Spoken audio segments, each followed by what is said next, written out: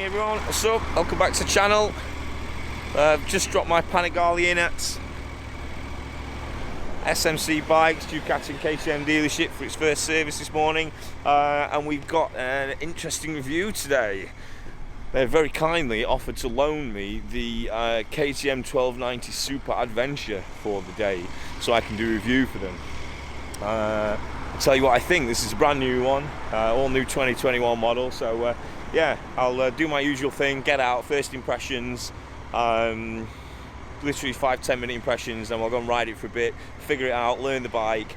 We'll stop, we'll do a bit of more of a review as to how I've learned it over like a couple of hours. Then we'll stop, do a walk around, talk you through all the specs and features, and then I'll take it out for the rest of the day and give you sort of my final thoughts at the end of it. So yeah, let's get cracking.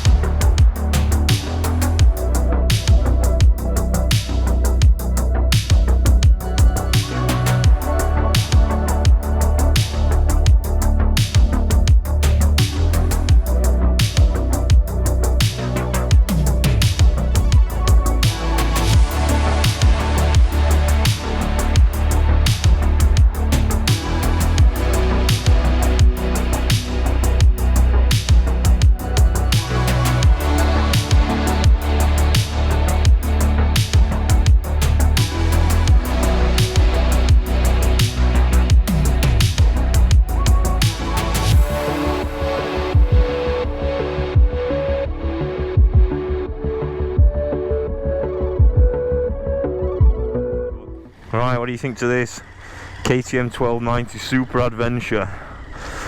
I'm very much looking forward to this. New 2021 model. First impressions, seat height is lovely, feet are flat on the floor. Looked like a big bike looking at it, but actually the seat height's cool. As I said in the intro, usual format for anybody who's not seen these. Give you my first impressions. So first impressions sat on it was, I thought the seat height, I said just a second ago, I thought the seat height would be higher, but it's really comfortable, feet flat on the floor. I'm 6 foot tall, for anybody who wants to know. Just to give you an idea, the engine feels really smooth. There's no major vibrations. Obviously it's a big V-twin 1290. The bars are lovely, really nice. Just this riding position is beautiful. Sorry, I'm a bit scatterbrained, but I like to do it this way because I like you guys to understand what's going on in my head while I'm trying to learn and figure out a bike. Gives you a bit more of a sort of real world impression. Bike feels premium, lovely matte paint, although I'm not a fan of matte paint, I'm going to be honest. It's not that easy to look after, and if you get a bit OCD about marks and scuffs and scratches. Right, this one doesn't have the quick shifter, but I believe you can option a quick shifter. Oh, there's some low down power there, as you would expect with that 1290 engine. Adjustable screen here, you can do that one-handed. I would have preferred if that was electrical adjustment. That's better. So I've got it on the highest setting now, and I can tell a big difference. Like I said, I'm 6 foot tall. I feel actually quite protected now. I'm not getting any wind blasts on the head. The bike feels lighter than I thought it would when I looked at it. Wow, look at that 6-gear chug. Very nice. Yeah, they feel pretty premium, KTMs. I think this is 15 grand there or thereabouts. When you compare it, I guess it's direct competitor, which actually, funnily enough, SMC sell too, the Multistrada, the new Multistrada. That's obviously a different engine configuration. It's a V4, that one. I'm really looking forward to testing these back to bike. Alright, so it turns in pretty nice. I'm not getting a lot of feeling from the front yet. plenty of power though. This has got the cruise control where it follows you, comfort, CC only, cruise control, automatic cruise control, sport, automatic cruise control, comfort, change the distance, long. Alright, cool. So I've got that on, so let's turn it on.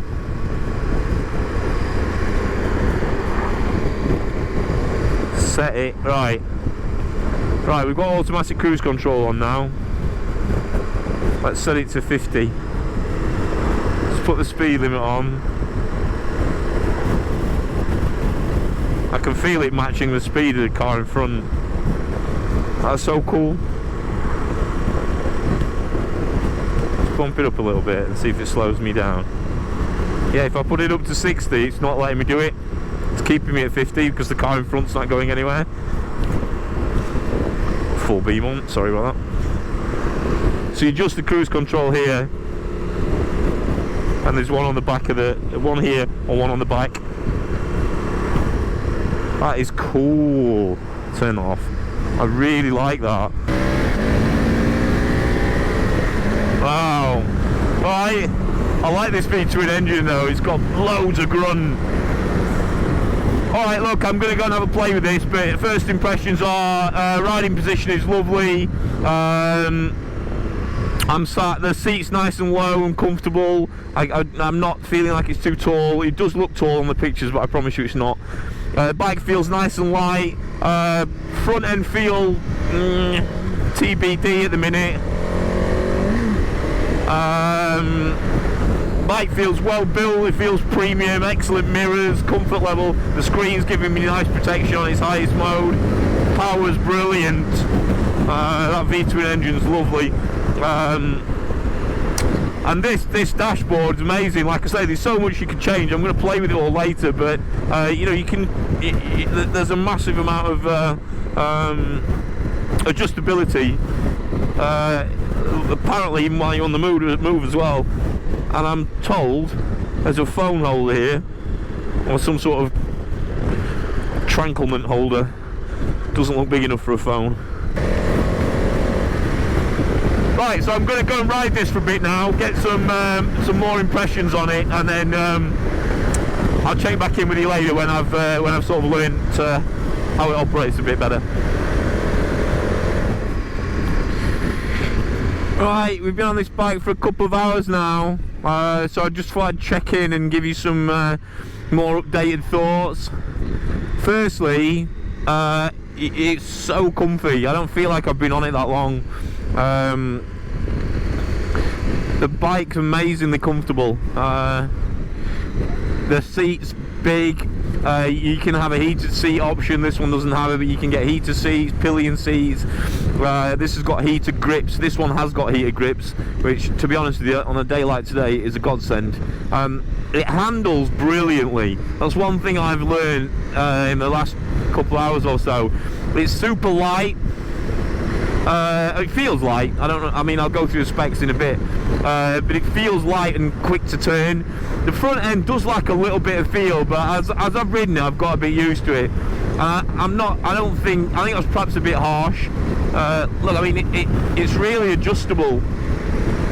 Yeah, handling and comfort are great. The engines obviously stand out. I mean, the engine's just, it's just a nutter.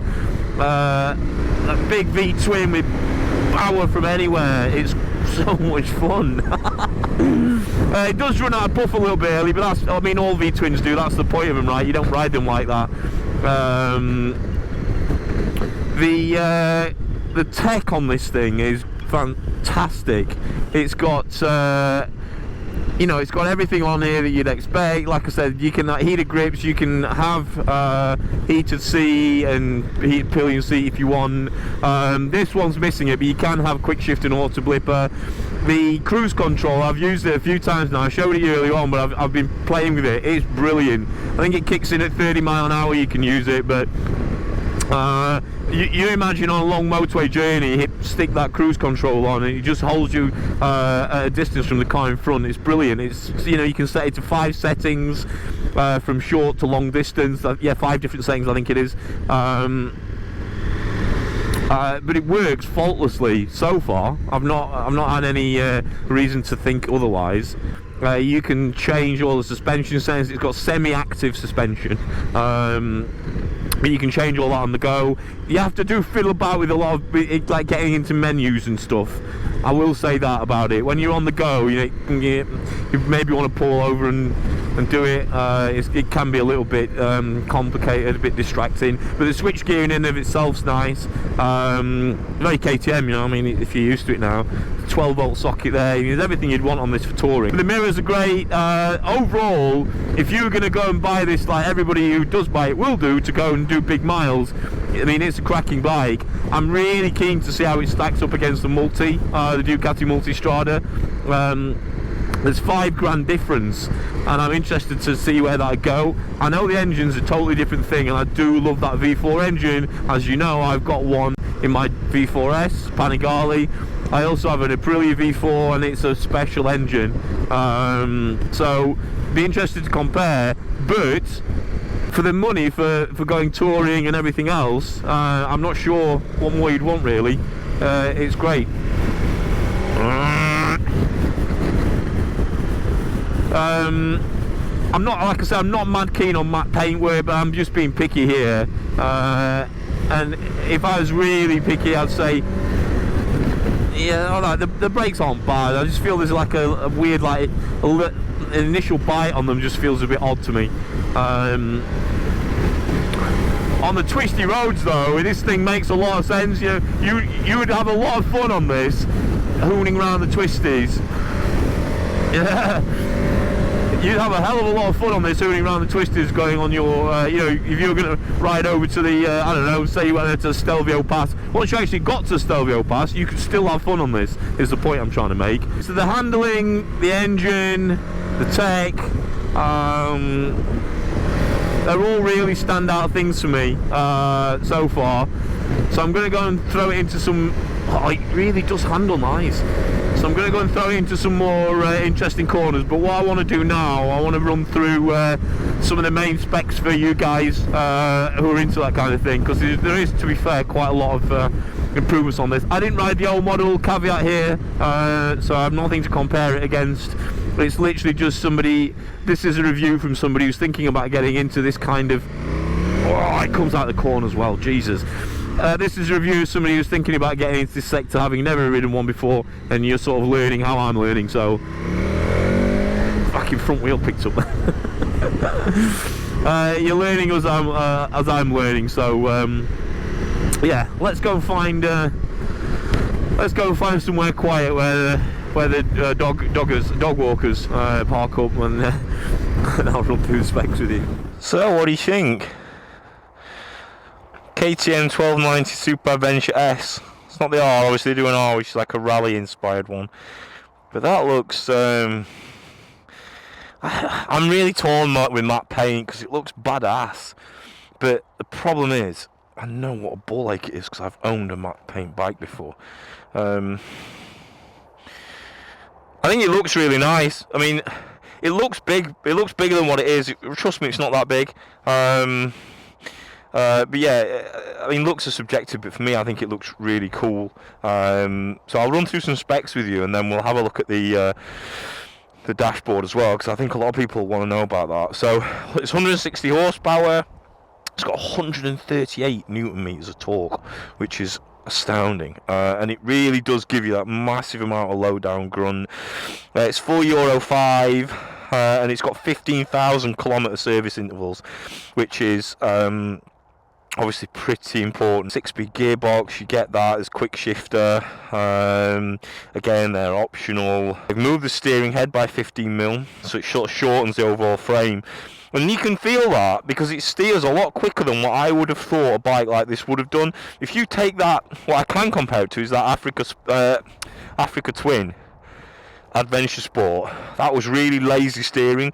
This seems to steer really well, but still feels really stable. And they've rotated the engine forwards by 2 degrees to try and keep the front wheel down. Doesn't work. That's just me being an idiot, though. Extended swing arm by 15mm. Again, that aids stability. That definitely works. And the suspension.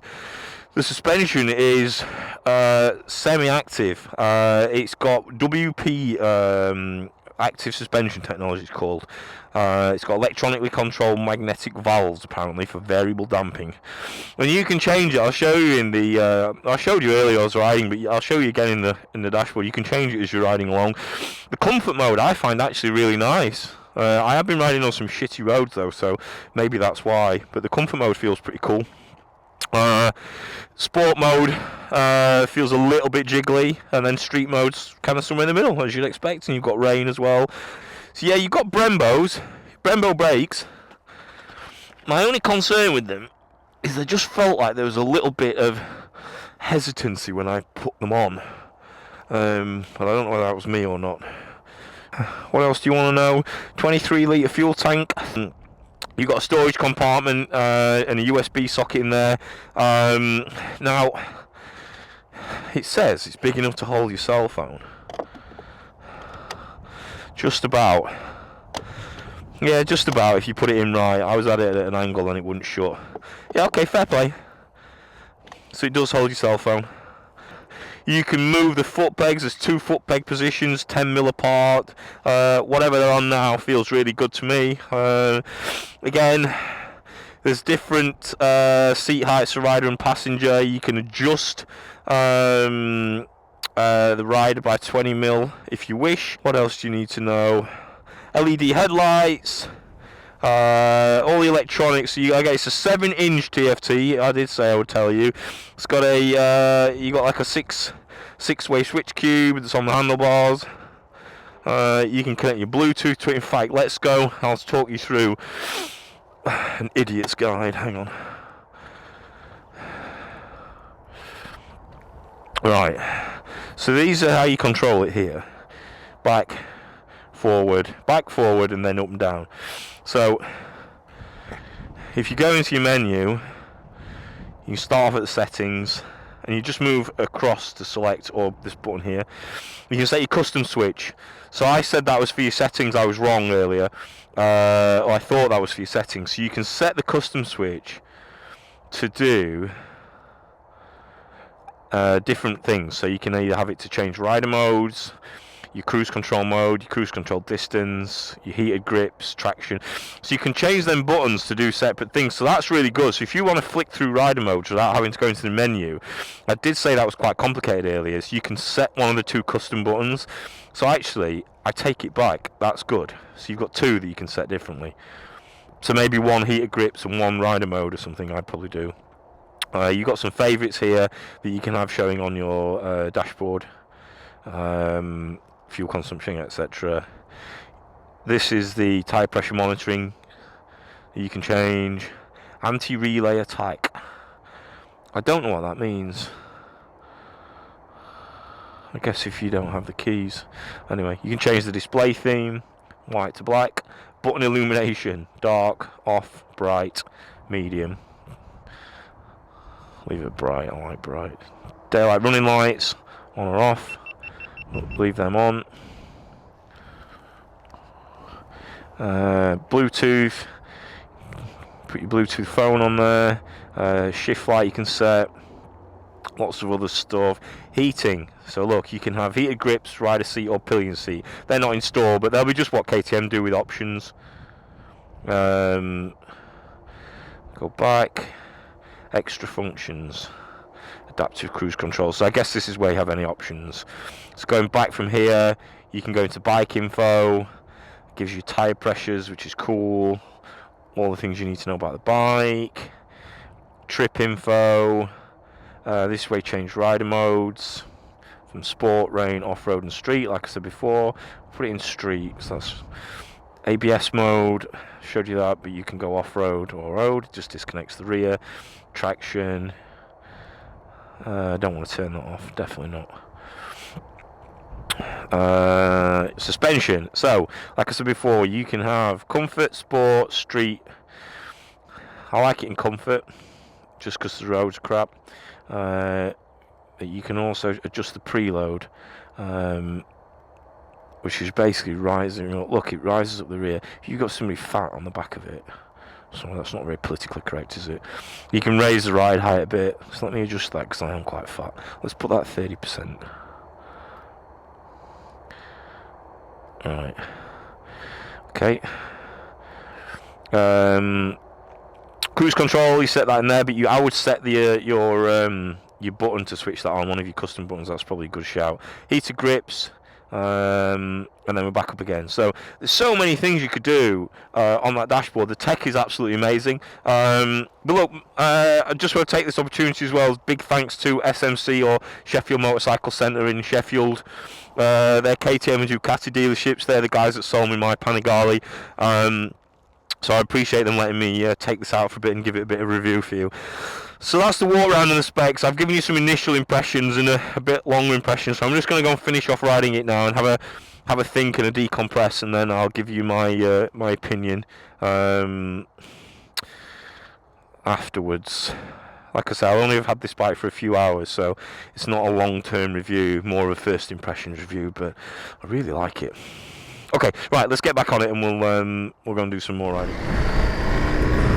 Right, so now you had a walk around, you've all had your fix of specifications. Let's go and finish off this and the twisties like I always like to do.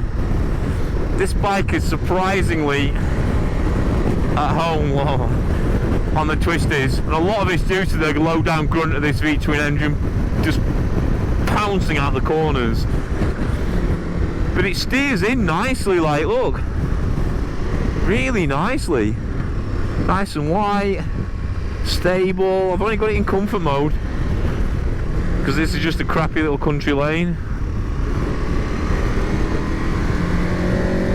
Oh, and then it just oozes out of the corners. Brilliant. Ah.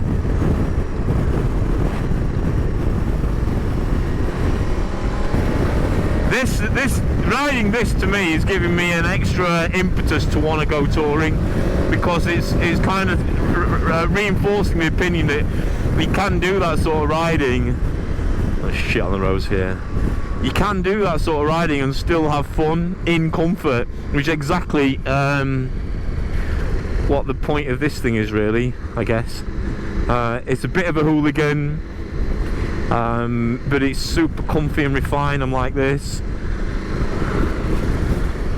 Proper chills, got all the tech in the world. You could just cruise along, then you could blast down the bike roads and have a hoot on it.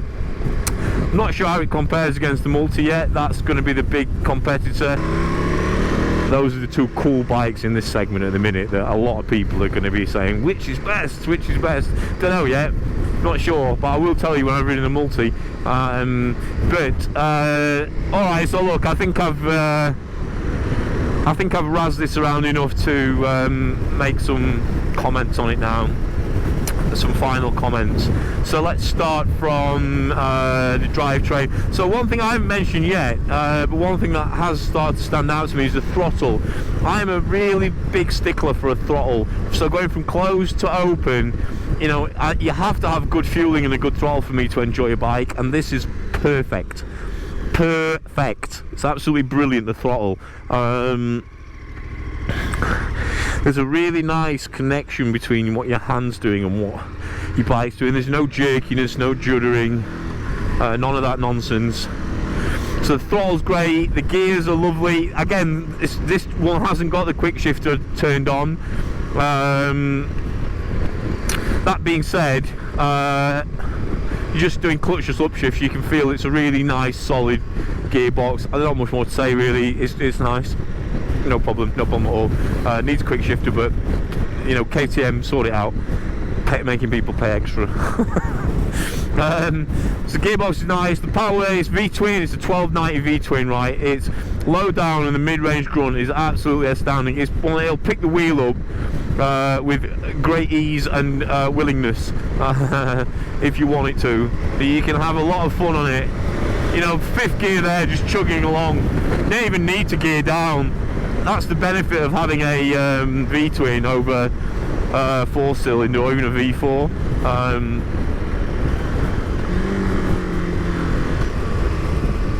But going around these sorry, I'm just concentrating around these corners. Going around these twisties here, the front end does feel a little bit like vague, but you know, it's a big bike, it's a cold day, they're cold tyres.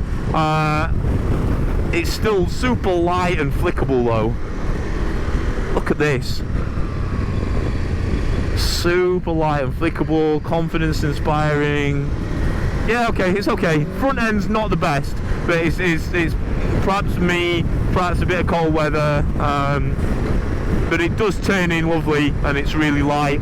The bike's overall comfort is amazing. Seat's great. You know, I've been on this ages now, what, 3-4 hours. You know, you could go all over the place on this. You want everything that you need, heated grips. I've gone through all the specs, so you know all the stuff that's got there. You know, the heated grips, and particularly if you're doing a lot of motorway mileage, that adaptive cruise control, that's some clever shit, mate. That's really clever on a bike. I didn't think it'd work. I saw some reviews, people saying they liked it. I saw Al Fagan on 44 Teeth originally saying he didn't like it, then saying he did. I've seen lots of things. This on this bike